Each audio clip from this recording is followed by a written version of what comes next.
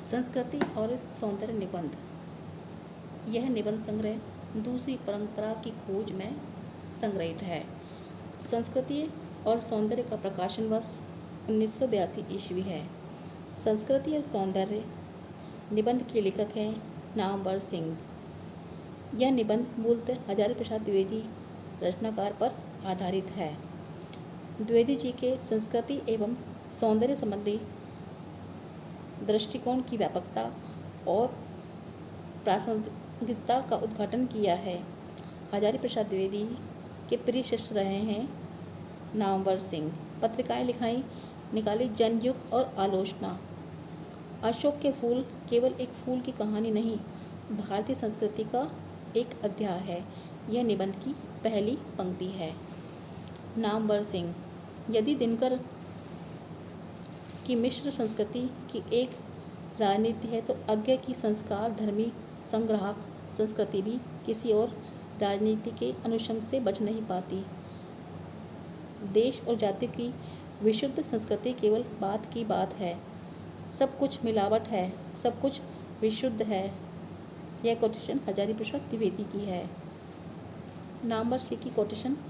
और सच कहा जाए तो आर्य संस्कृति की शुद्धता के अहंकार पर चोट करने के लिए अशोक के फूल लिखा गया है, प्रकृति वर्णन के लिए नहीं। यह निबंध द्विवेदी जी के शुद्ध पुष्प प्रेम का प्रमाण नहीं, बल्कि संस्कृत दृष्टि का अनूठा दस्तावेज है। हजारी प्रसाद द्विवेदी की कोटेशन।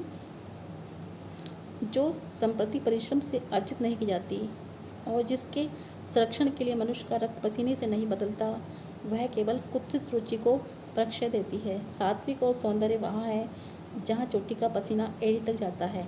नित्य समस्त विकारों को धोता रहता है। यह कोटेशन हजारी प्रसाद द्विवेदी ने इस निबंध में कही है। अगली कोटेशन है नामवर सिंह। जीवन का समग्र विकास ही सौंदर्य है, अतः सौंदर्य वस्तुतः एक सृजन व्यापार है। इस सृजन की क्षमता मनुष्य में अंतर्निहित है। वह सौंदर्य सृजन की क्षमता के कारण ही मनुष्य है। इस सृजन व्यापार का अर्थ है बंधनों से विद्रोह है। इस प्रकार सौंदर्य विद्रोह है, मानव मुक्ति का प्रयास है। ये कोटेशन नामवर सिंह ने अपने निबंध में ही दी है।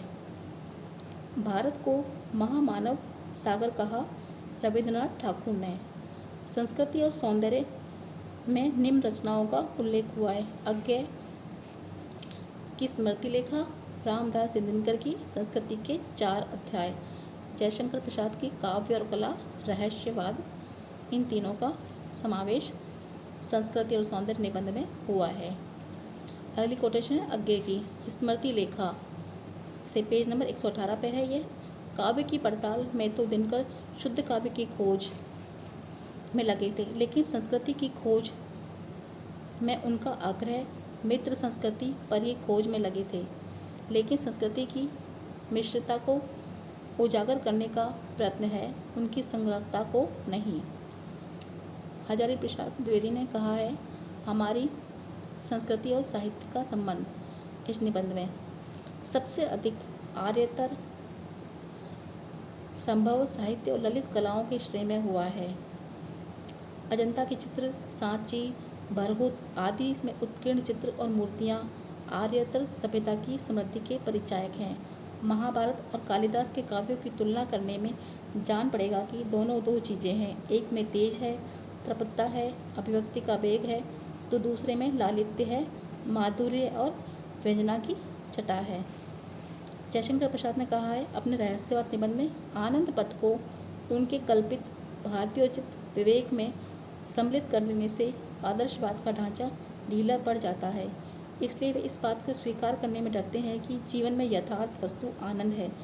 ज्ञान से व अज्ञान से मनुष्य